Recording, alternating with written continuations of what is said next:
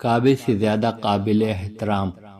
اے ایمان والو، بہت سے گمانوں سے بچو، کیونکہ بعض گمان گناہ ہوتے ہیں، اور کسی کا بھید نہ ٹٹولو، اور پیٹھ پیچھے ایک دوسرے کو برا نہ کہو۔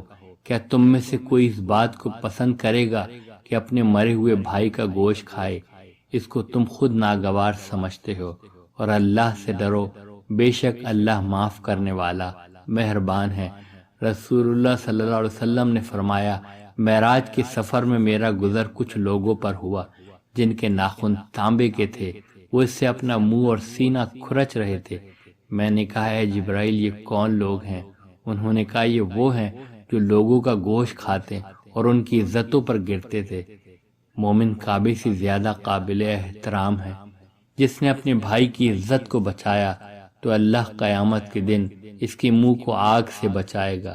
جب تمہارے اندر حسد پیدا ہو تو اللہ سے معافی مانگو، اور جب تم کو کسی کے بارے میں گمان گزرے تو اس کی تحقیق نہ کرو۔ اے ایمان لانے والے مسلمانوں کی برائی بیان نہ کرو، اور ان کی پوشیدہ باتوں کے پیچھے نہ پڑو، کیونکہ جو اپنے بھائی کی پوشیدہ باتوں کے در پہ ہو جاتا ہے تو خدا اس کی پوشیدہ باتوں کے در پہ ہو جاتا ہے، اور خدا جس کی پوشیدہ باتوں کے در پہ ہو جائے تو وہ ضرور اس کو رسوا کر دیتا ہے، خواہ وہ اپنے گھر کے اندر ہو۔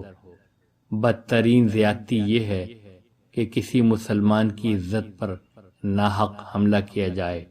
روایت میں آتا ہے کہ عبداللہ بن عمر رضی اللہ تعالی عنہ نے ایک روز کعبے کی طرف دیکھا اور پھر کہا، تو کیسا عظمت والا ہے، اور تیری حرمت کتنی زیادہ ہے، مگر مومن کی حرمت اللہ کے نزدیک تجھ سے بھی زیادہ ہے۔